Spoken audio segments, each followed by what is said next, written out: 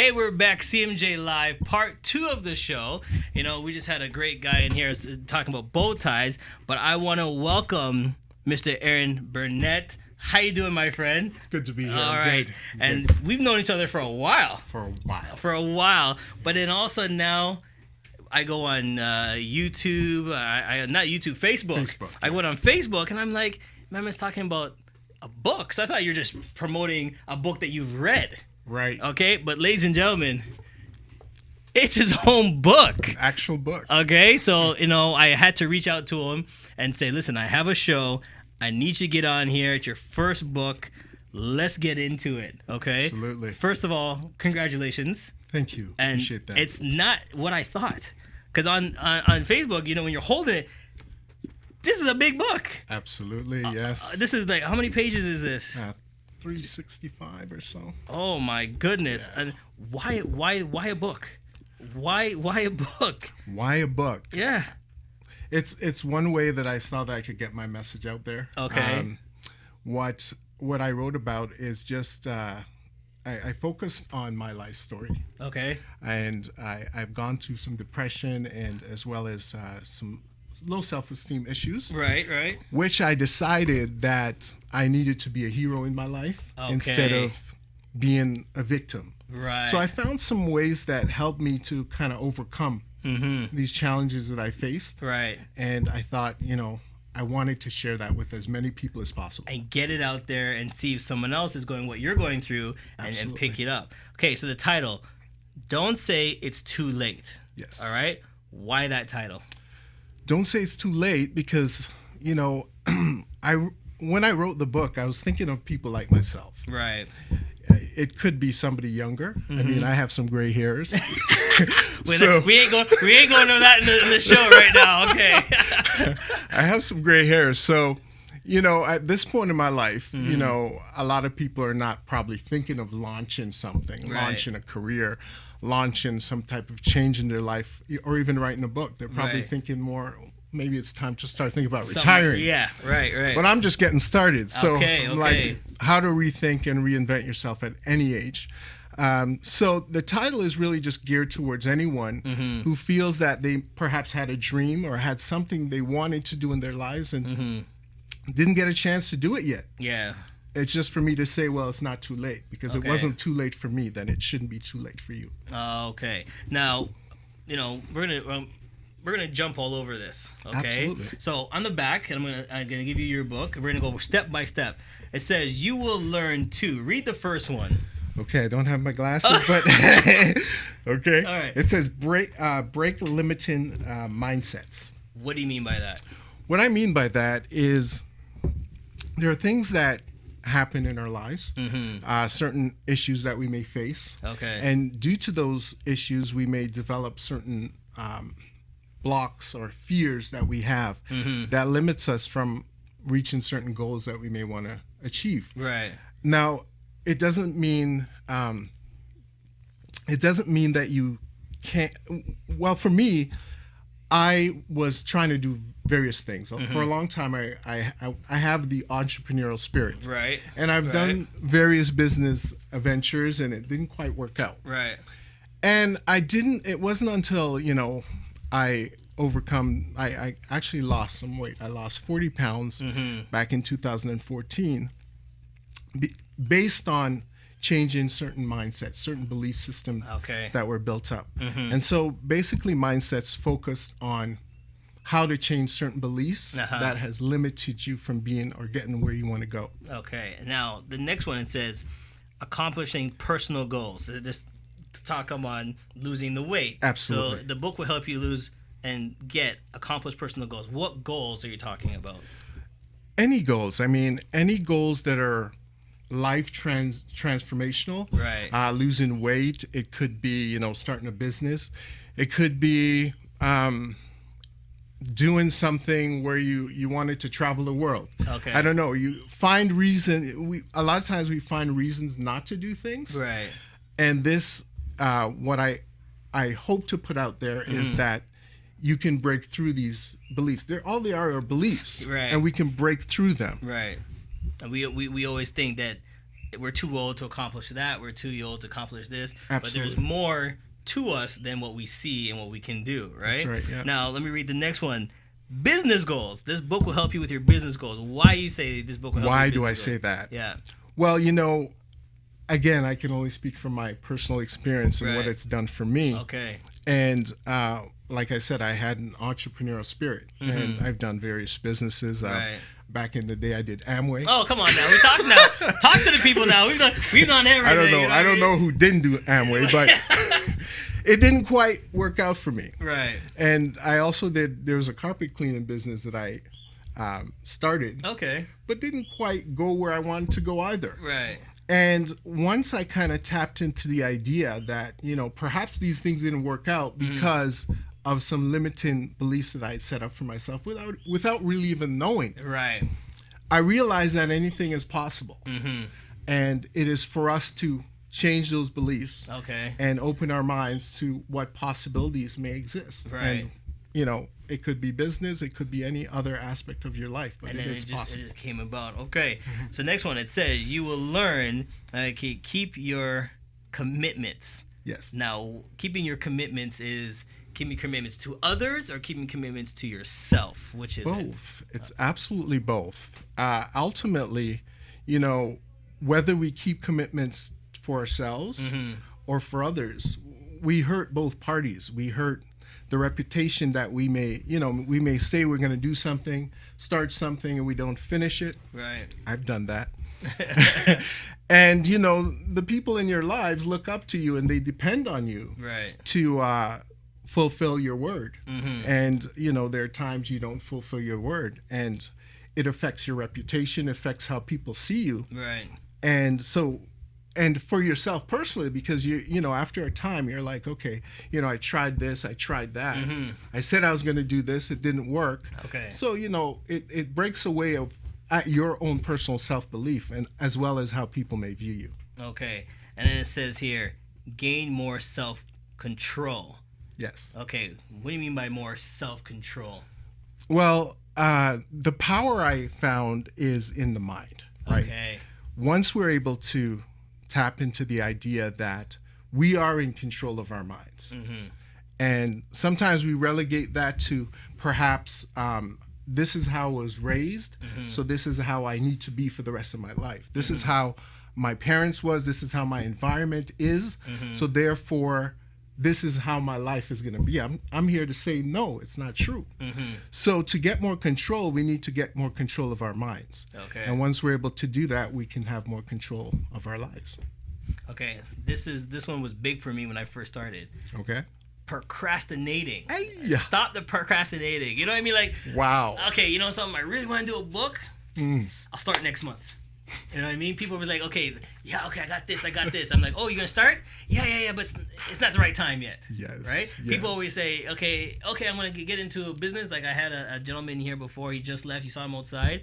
Entrepreneur, doing fantastic. Did bow ties. Awesome. But if he kept saying, I'll do it later, he'll never be where he is. That's right. Talk about procrastination. Procrastination, that's huge for me. That's been huge for me. And a lot of times we get stuck in a certain place in our life because of a lot of things that have gone on before. We start doubting ourselves. We thought, well, you know what?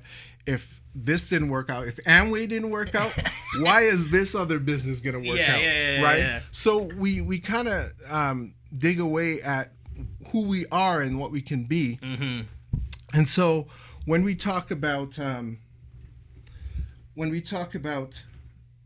procrastination, we need to look at the fact that we don't do things because certain payoff isn't there. Right. And so what we need to do is learn to, one system that I've learned is how to reward yourself for small goals. And sometimes what we do is we take on big things, and when it doesn't work out, we like, okay, I'm never going to make it. I'm doing that again. I'm done. Right. But what you need to do is kind of break it down into smaller pieces, smaller chunks that you can accomplish something. And every time you accomplish something, you reward yourself. Okay, like what? Go out and get that Lamborghini, that diamond ring. What do you mean? What's the reward? Like, let's be real. If you're in that income sphere where you can get the Lamborghini, well, more power to you. Okay. But I'm really just talking about, giving yourself permission to reward yourself. Perhaps maybe a night out at a restaurant. It could be a small gift, Doesn't have to be nothing huge. Nothing big. I was joking around with Lamborghini. I'm just showing the point that in life, sometimes just taking time for yourself or treating yourself to a movie, a nice dinner. Yes. Like, not everybody can go to certain restaurants downtown. That's right. But maybe that one night, you got the 18-ounce steak and the cream of the crop lobster and sat there and enjoyed that dinner because you deserve it. For you. Yes. For you. And the thing is, when I lost the weight, one of the goals I said, I mean, it's not a big deal to some people, but for me it was, buying a certain belt. Okay. Make sure buying a certain belt. Make sure, first of all, the belt has to get around you. That's There you go.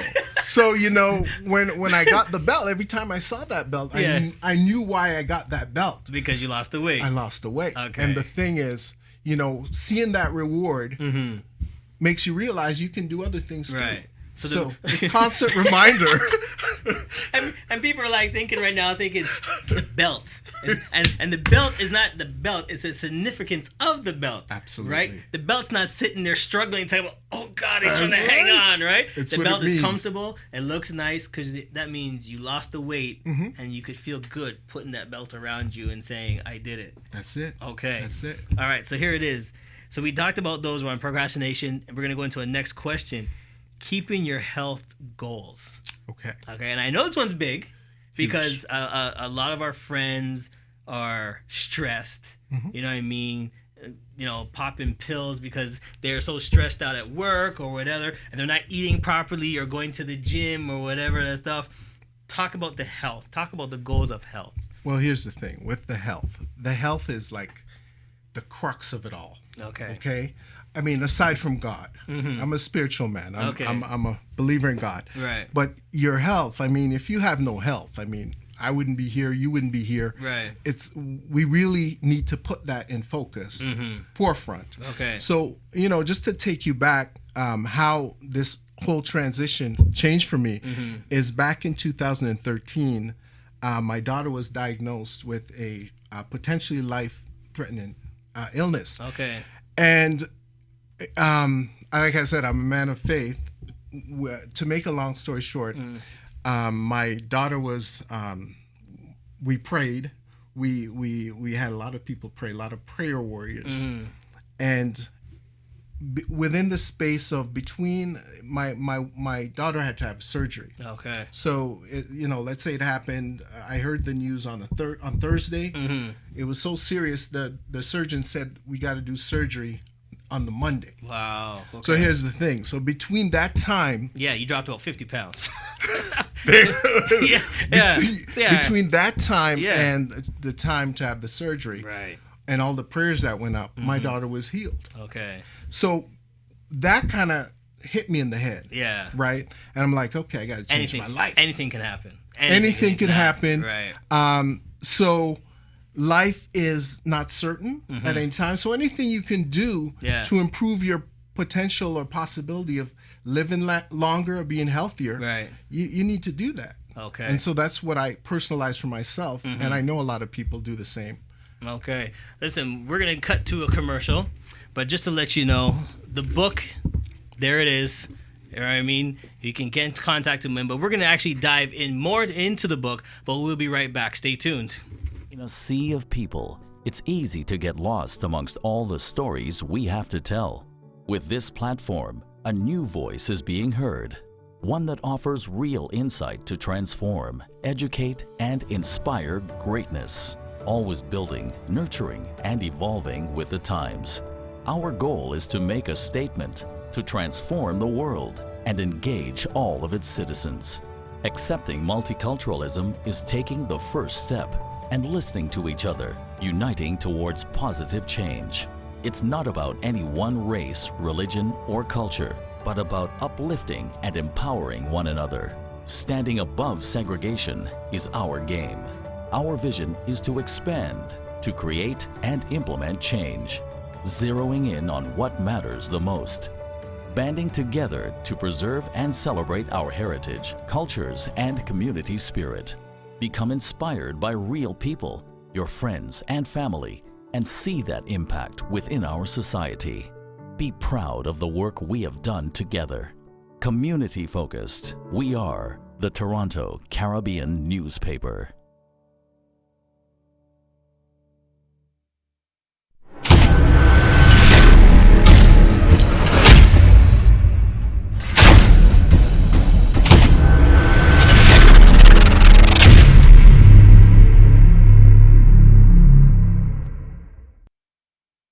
Hey everybody, we're back. CMJ Live. I got Mr. Burnett here, and he has his book, and I'm so honored that you decided to come on my show, CMJ Live, to do this. Yes. You know? So the book, Don't Say It's Too Late, okay?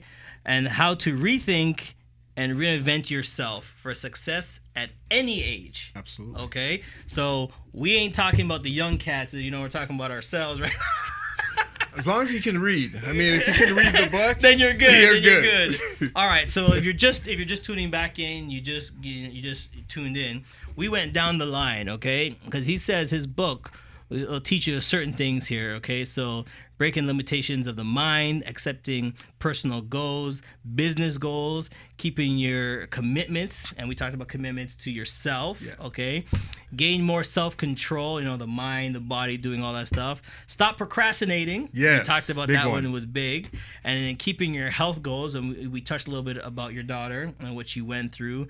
And then, you know, I totally understand where you're going through with that, right? Yeah. I have a son that's the same way. I talk about it all the time. Get it out there.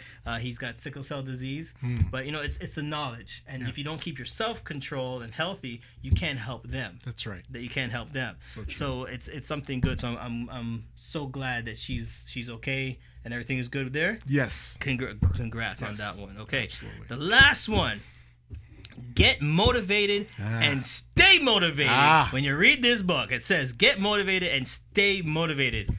Talk to me. Well, here's the thing. You know, I touched on my daughter in that situation. Mm-hmm. You know, when you look at life, you know, a lot of times we walk through life and we take things for granted. Right. We take for granted that, you know, we're going to wake up in the morning. We take for granted that, you know, the people in our lives are going to be in our lives. And we don't plan for, you know, the unknown. We don't plan for the things that could happen. I'm here to say that, you know, in order to stay motivated, Right. you need to be able to see life in a certain way. That our time here is short, Okay. number one. And number two, what are we going to do with that short period of time? And one of the ways that I say, you know, put out that you do that is, you know, I'm like I said, I'm a Christian, so I read the Bible. If that's not something you are, you know, positive motivational reading, things that, you know, uplift your mind, keep you going. You know, the whole thing is to change how what goes through your mind on a day-to-day basis. Right. And for a long time, if you're stuck in a certain rut in your life, it's because of how you've thought and how you're thinking. Okay. You know, in order to train your brain to change how you think, you need to put the right things in it to keep you motivated, to keep you focused on the task that you're trying to achieve, and ultimately just to live a better life. Okay. So then I'm just going to go through some of your books so people can understand what they can see when they get the book, all right? Yep. So you got chapter 1, okay? Faith is a new beginning. Yeah. And what do you mean it's a new beginning? Well, I spoke about my daughter, and, you know, it's one thing to say you believe in God. Okay. It's another thing to put that faith to work, to make it work, to meet a situation where you have to say, do I believe or don't I believe?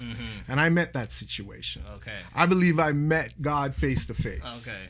Ultimately, because I've been a Christian for many years, but that experience just kind of woke me up. Okay. In a way like that nothing else could have. Yeah. Right? So faith, the whole idea of faith is a new beginning, is that is where I tapped into unlimited possibility of life. Okay. Because if you have faith, you know, the Bible says you can move mountain. If you have faith of a mustard seed, just a small amount, you can move mountains. And I realize that is something we need to really nurture, tap into, and take seriously. Right. Don't just say it. Know what it means. Believe in whatever you're doing. So I same thing. I believe in a higher power, and even if you don't believe in a higher power, what are you believing in? That's the main thing. Okay, right. You got to have a faith into something. You got to believe into something, or you're just floating, not doing anything. Exactly. You're just all over the place. Exactly. So okay, number 2, a whole new meaning. Life is a whole new meaning. Life is a whole new meaning. I mean, faith is a new beginning. Yeah. Life is a whole new meaning. You know, it's like I walked through something, and now I see the world in a whole completely different way. So you're saying after you wrote this book, your whole life has changed? No, not that. I mean, my life has changed with writing the book, absolutely. Yeah. But the experience of my daughter and her being healed, really completely changed my life. Okay. And I just saw, you know, life through a completely different lens. I do my best to appreciate the moments that we have. I find this one funny. The most valuable real estate. Okay? Yeah. I'm like, this ain't no book about buying homes. Right on. Let me throw this out, and I'm going to try and think, what do you mean? Right what do you on. mean? Talk to me. Well, what I go into there is just the whole idea of the mind. Okay. The whole idea of the mind. That is our most valuable resource, is our mind. If we're not controlling what goes into our minds, what how we live our lives, you know, one way or another, something is controlling our minds. It should be us. It should be us. It should be us, but not every day we control it. That's right. Sometimes we're influenced by things we see, we read, whatever. Our experiences. People whispering in our ear, did you know this? So and so and so. And then you like, whoa, wait a minute. Which you know you can control yourself. But at that same point, something always happens. That's right. So you're saying that you need to control your situation. That's right. Yourself. Yeah. Okay. Yeah. And so your mind is the most valuable real estate we have. Okay. I get you. Okay. The most valuable. I like that one. Okay. It was a great life. All right. Okay. So this is what I'm confused. You said was. Okay. Why was? Isn't it? Why is the life not great? Is it different? Is it new? Why you say? Well, here's the thing. It's speaking about a comparison between two situations. Okay. You know, in the book, I walk through my life. Right. You know, I revisit some of the areas that brought me to the place of depression, low self-esteem. Right. And when I speak about it was a great life, I'm speaking about I was born in Jamaica. Okay.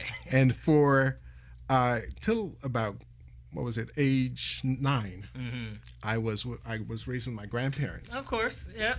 Right. Yep.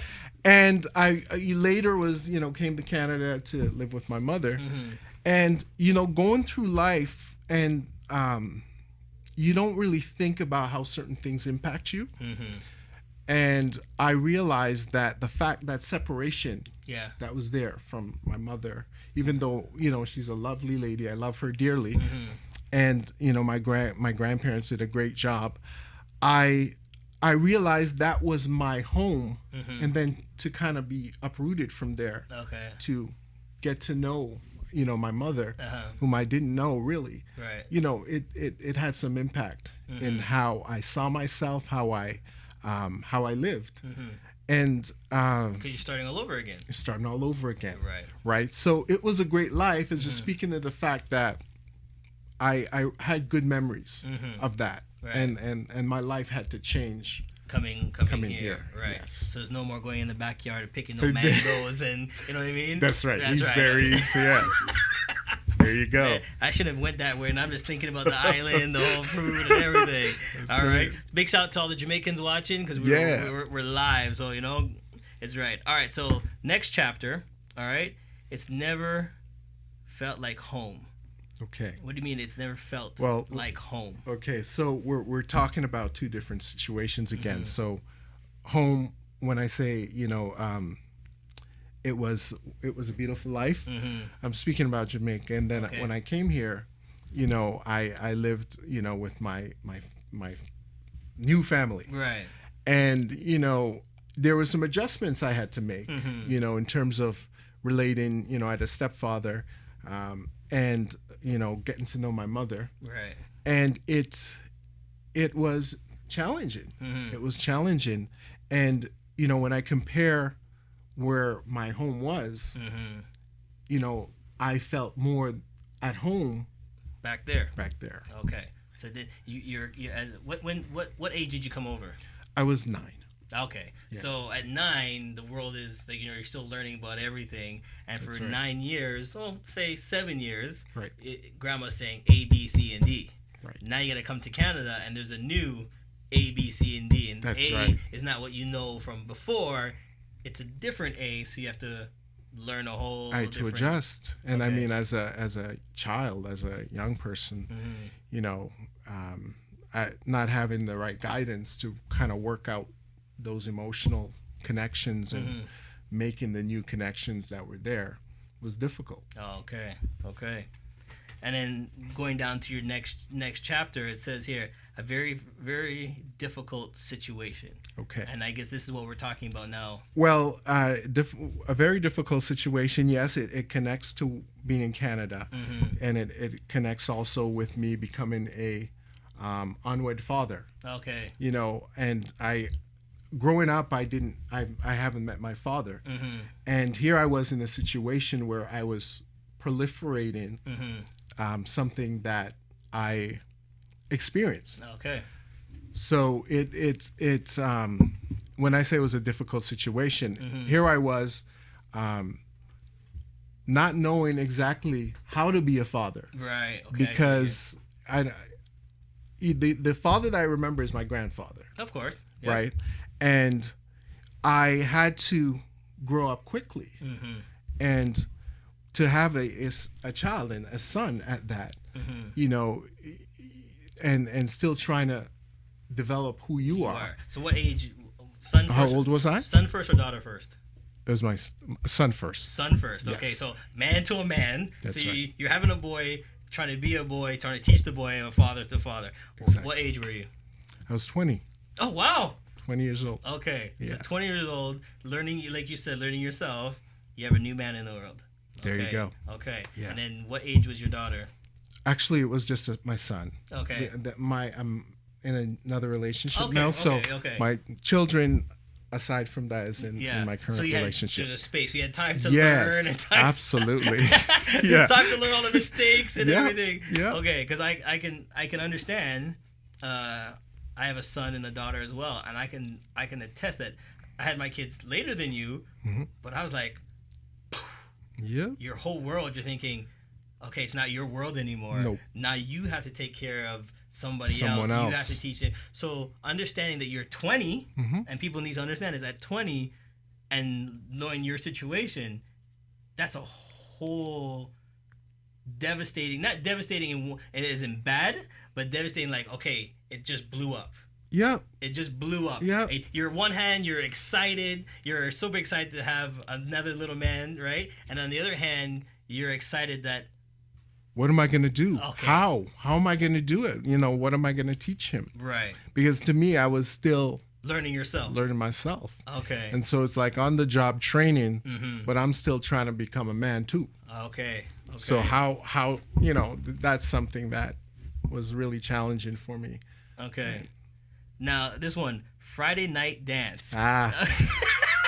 So like I'm reading the titles, we get all serious, and all of a sudden chapter number 7, number 79, Friday Night Dance. I had to lighten it up a little bit. Okay, talk to me. Well, that's just an experience that I had. Where, growing up, I was in the church, and okay, I see where this is going. Okay, I was in the church, and being a Seventh-day Adventist. Sunset. Turn off the TV. Turn off the TV. Yeah. Nothing else is happening. Right, I got you. So when I had a girlfriend, okay, and there's the dance. The dances are usually on Fridays. Yep. And so here I am, wanting to go to this dance. Okay. And my mother, not happening. I don't think I even asked. I didn't even ask because Okay. I knew, I Yeah. knew what it was. Right. But I worked it out that I was able to go to the dance. Okay. Right. And what happened was I stayed at school, stayed at high school Yeah. for, the whole time. Okay. And I think I brought I bought a shirt with me. I couldn't shower, I couldn't change. Yeah. Right? You're sneaking in. You're doing the wipe down real quick because you want to go to. You don't want to go home. Exactly. Because if you go home, you're like, where are you going? That's right. Okay. So Sorry, was it a school dance? it was a school Oh, dance. it's your very first school dance. There you go. Yeah. Okay. Yeah. Okay. So here I am now. So I stayed out, right? And I ended up going to the dance. Okay. Met up with the girlfriend at the time. Okay. And seemingly the evening went well. Yeah. Got back, late, some late hours. Right. Of course, I was in huge trouble. Of course. But what came out of that situation was I started hearing rumors that I went to the dance with this young lady. Yeah. And I had body odor. Oh, okay. Right? Yeah. So, needless to say, we didn't have a relationship after that. Oh, so, okay. it was just kind of showing, a lighten up the situation in terms of so you're showing them experience. first things you learned and everything. You were so excited and what can happen and everything was like That's that, right. That's Yeah, right. kids are cruel back then. Kids are cruel, man. You're trying to get to your first dance. People, he's trying to get to his first dance. All right. So listen, we're gonna cut to commercial, and we're gonna be right back and talk to some more. And we're gonna talk to him about the first dance and what year was that? Woo! that- Man, that was probably was that Shaba year or was 80. that? Okay, It we're was- going way back. yeah, all right. 80 something. Google Shaba, trail load of girls, and you know what year that was. We'll be right back. All right. When we are born, the world is a foreign place. We have not yet mastered the use of our five senses, and our eyes cannot decipher the complexities of judgments we do not know. As children, our innocence allows us to see a world of endless possibilities. We thrive in the world of imagination, creating a place where everyone writes a unique story, and there is zero judgment since everyone is the same, yet unique in their own way. Over the years, humanity has altered our ways of thinking, creating stigma, judgment, and prejudice based on the history of our ancestors. We have trained ourselves to believe that our history puts us at a disadvantage in society. Our unique and exotic classifications are a testament to the diversity of the world. History doesn't have a future. It's set in stone. The possibility for change lies in our responsibility to know our self-worth, learning from the history, embracing and honoring our heritage, while educating, inspiring, and empowering others to see past what's in front of them to the power inside. It's not about what you look like. It's about realizing the potential of humanity and recognizing the greatness in everyone. It's time to invest in solutions, change the conversation, and think differently about our future.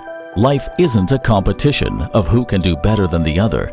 It's about eradicating prejudice, boosting self-esteem, discovering our identity, and carving out our own legacy while aspiring to achieve greatness.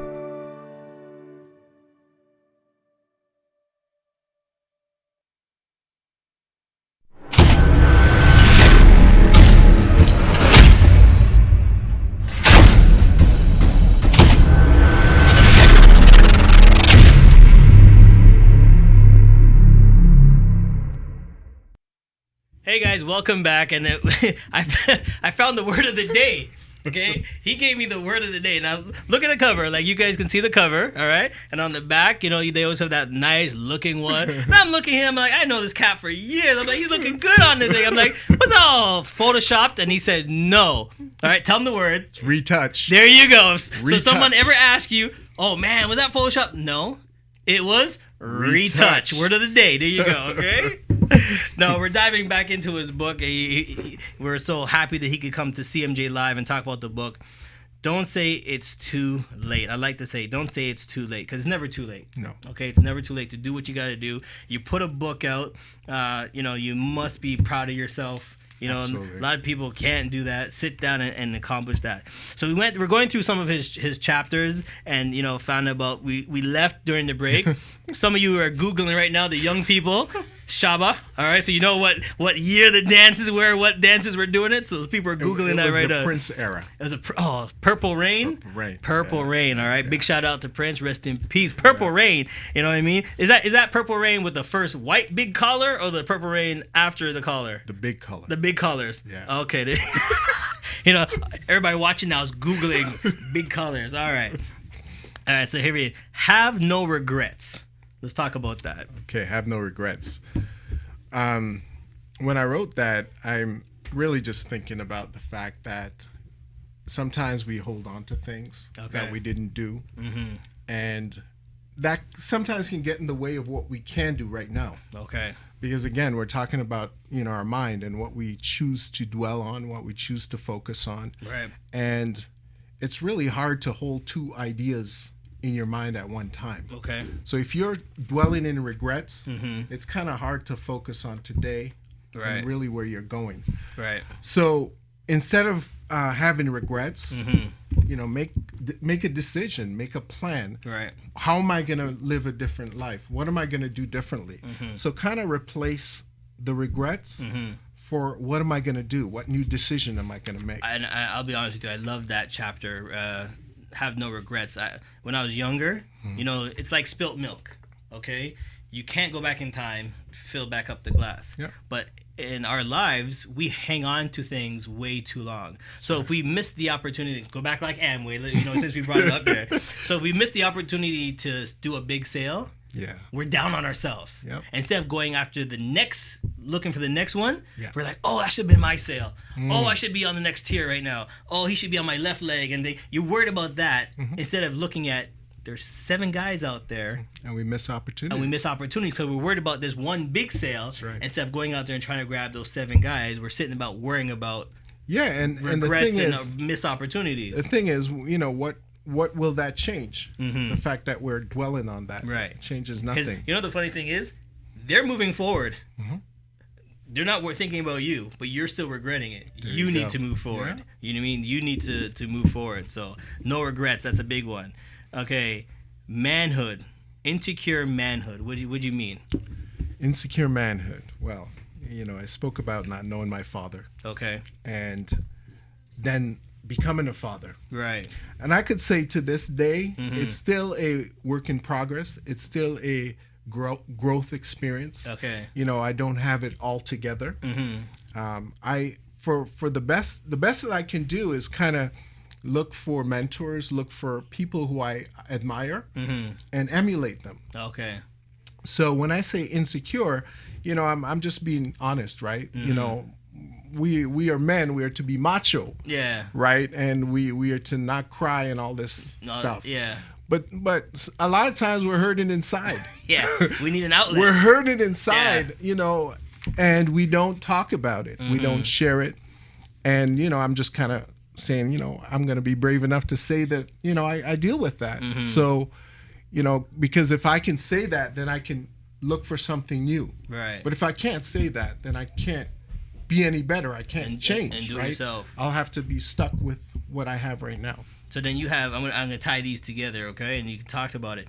It says here, one of a kind love, and adopt into a loving family. Right. I kind of think those are two tied in together. Yeah, talk to me absolutely. about that. My wife I love that lady. Okay. She has been a huge motivator in my life. She's been someone that stood by me through the difficult times, and really showed me what love really is.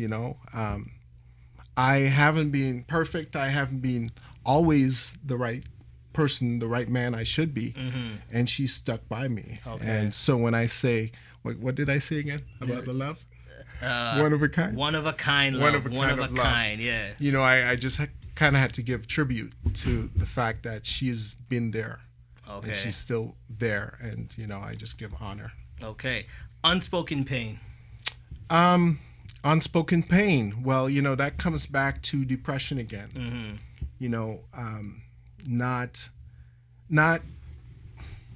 Not being able to address or not addressing certain issues or certain things that we go through in our lives, that I went through in my life. Right.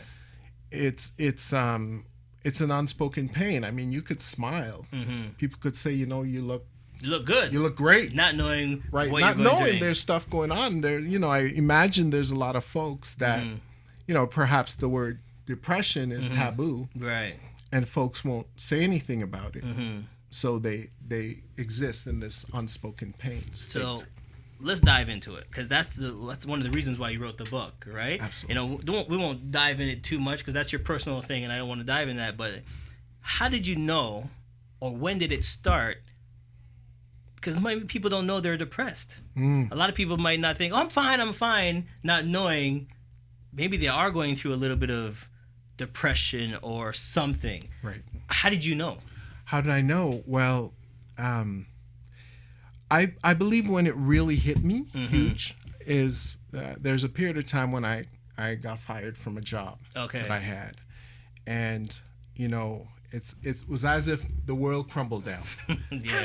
yeah. And I remember going home and just kind of going in bed. Yeah. Right. Feeling that I put so much into my career and what I'm trying to do, and here I am. Yeah. Without a job. And you're wondering what you did, what I did. What's wrong? What happened? Meanwhile, it's not you. It's downsizing. It's this. But again, we put it on ourselves. That's right. So the thing is, when you go through something like that, it forces you to acknowledge certain histories that didn't get dealt with. And so it was at that point that I began to seek counseling. I began to, talk to a therapist about, what has gone on in my life, how I dealt with it, and what needed to be done. Right. So that's kind of where it started me being aware that I was. And then, so you said, okay, I know where I am now. I got to put it into words. Or was that something that you came up with, or did? In terms of the word depression, or no, into the book. Oh, into the book. Yeah. How? Like all of a sudden you go into depression, and you go, I gotta write a book, or was it more of someone coaching you, saying you need to tell your story, or did you come up with this and say? I came up with it because, in all honesty, I always wanted to write a book. As long as I could remember. So before this all thing, a book idea was in you. Yes. Okay. But here's the thing. You don't just write a book.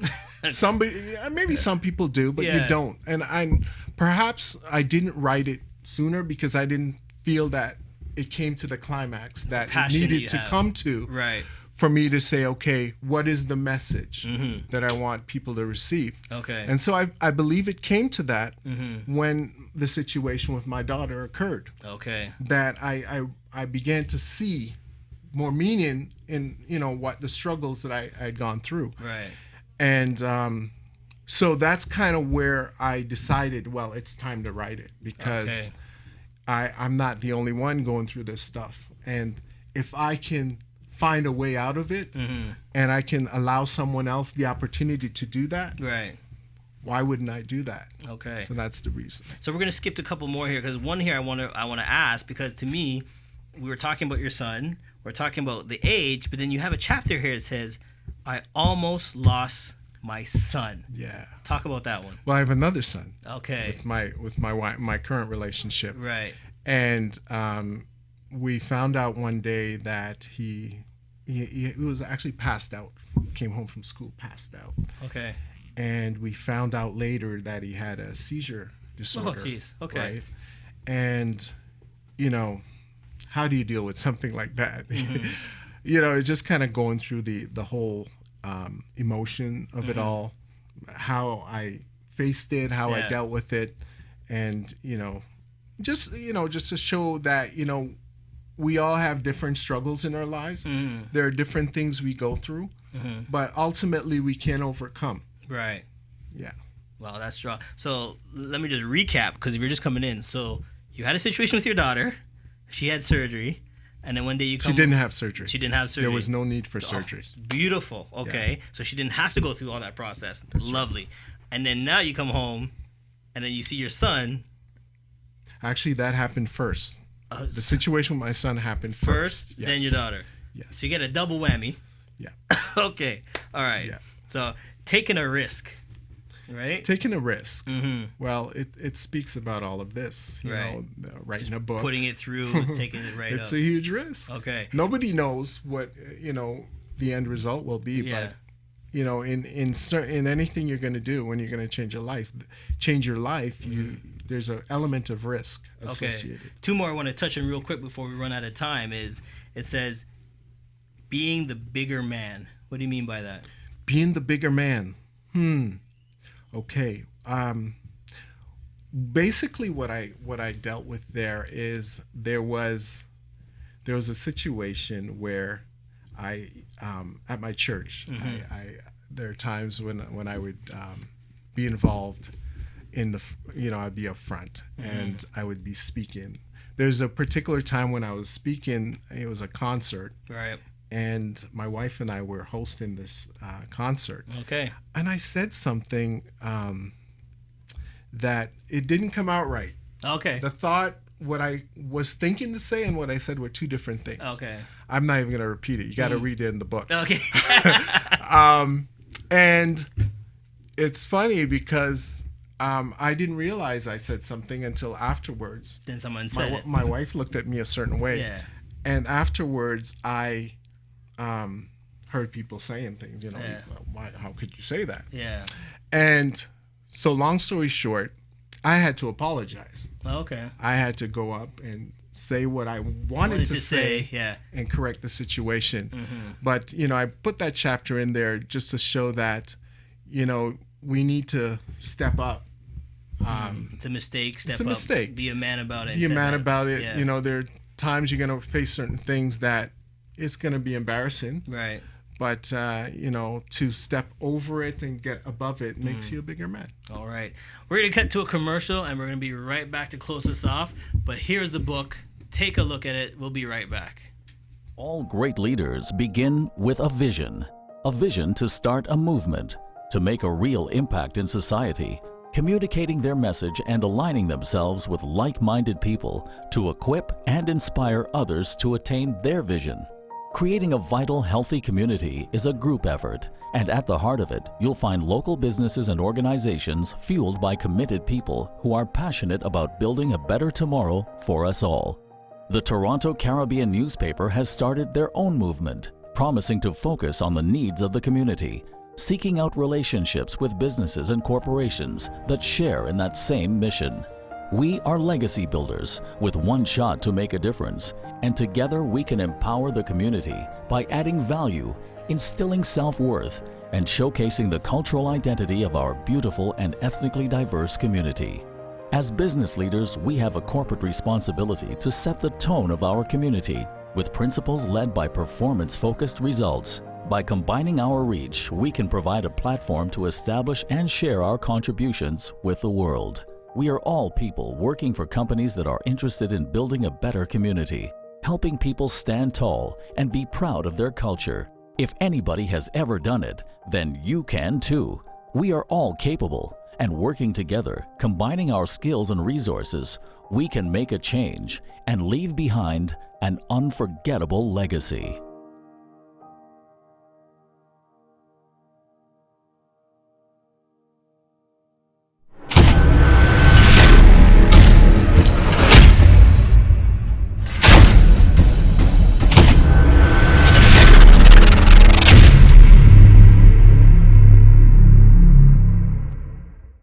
All right, guys, we're back, and we're just wrapping up. So here it is, and you got one thing to say is, why should somebody buy your book?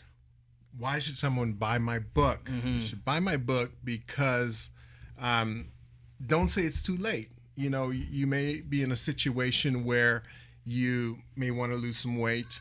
You may want to pursue a certain dream or a career. It's not too late. It's not too late. It wasn't too late for me, and it's not too late for you. And it is possible to do that when you are able to tap into the idea of how you can change your mind. Because if you can change your mind, right, you can change your life. All right. Now, you're on CMJ Live. Yes. So we do something, it's called a shout out. Okay. All right. So before you go, shout out whoever you want to shout out. Big them up. This is your 30 seconds. Go. All right. Shout out to my wife, Michelle. Thank you for your support. Shout out to all my friends and fans and supporters, those who are day after day kind of support me, give me the encouragement I need to be able to do things like this. Shout out to my mother. Thank you for your love and understanding. And shout out to my church, people who stood by me and support me time after time. All right, That's my friend. Thank you. Appreciate Thank you. it. Thank Listen, you. ladies and gentlemen, this was our first show, CMJ Live. I thank you so much for watching. Drop some notes. Let us know what's going on. I got to do some shout outs myself. Big shouts out going to my wife as well, Desireen, for putting up with me running out and doing what I got to do to live my dream. And my I got fans, 2 best fans in the world.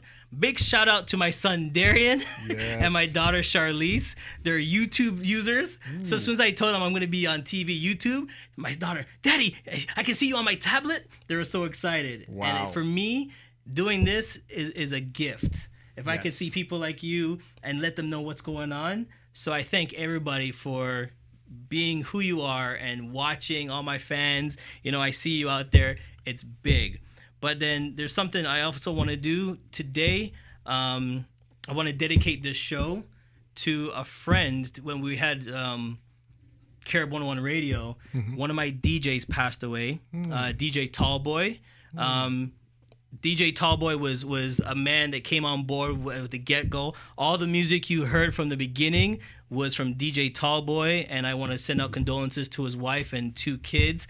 If you want to show your support, the viewing is Friday from 6 to 9, and the funeral is on Saturday, that's June the 10th, and it's at Ward's Funeral Home, and that's 2035 Weston Road. That's Ward's Funeral Home. That's 2035 Weston Road.